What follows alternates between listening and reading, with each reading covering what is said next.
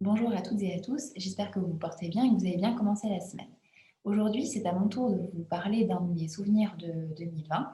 Je vous parlerai de ma participation au jury de l'examen d'entrée du CRFPA, de l'école d'avocats de Strasbourg.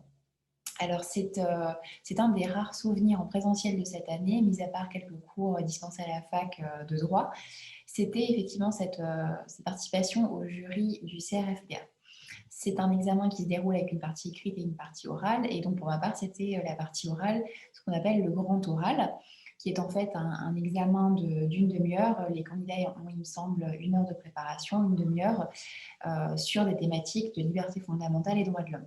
Alors, cette année, c'était très intéressant en termes de droits de l'homme parce qu'il y avait beaucoup de références à la jurisprudence de la Cour européenne et au raisonnement de la Cour européenne en matière de droit à devenir parent, des conditions de détention, mais également, ce qui est intéressant cette année, c'est le recours à l'article 15 de la Convention européenne des droits de l'homme et également des arrêts de la Cour à commenter. Donc cette année, c'était une année très riche, je trouve, en droits de l'homme et en CEDH pour cet examen d'entrée au CRFPA.